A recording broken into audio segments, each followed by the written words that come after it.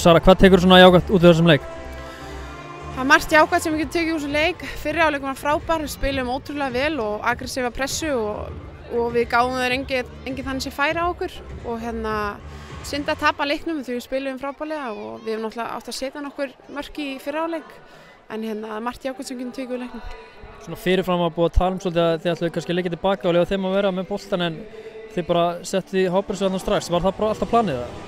Já, það var ekki fyrirfram að planið að hangi vörð sko, en við byrjum að hápressu og mér fannst það ganga ótrúlega vel og við gáðum engin svæði til að spila í en svo náttúrulega bara eins og í seinni hálfleik þá verðum við aðeins þreyttar og þá finna brassanir svæði til að spila í og það er náttúrulega með frábært lið og svo fær Marta stungusendingu og klára frábærlega þannig að svekkjandi að tapa en margt jákvæmt.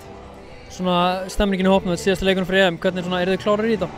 Við erum mjög klárar í þetta og mér finnst frábært að fá þessa 2 leiki, æfingaleiki fyrir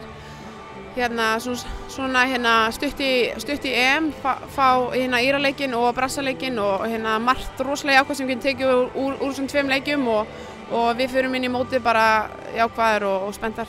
Er ekkert svona ágefni að þið hefur ekki skorað í síðustu 3 leikjum? Nei, alls ekki, við erum að búa okkur til færi, við skorum á EM. Svona markmiðin fyrir EM, eru þau klár? Já, þau eru klárlega klár, við ætlum okkur náttúrulega bara upp úr riðlinum og svo bara, já, svo tekur næsta við.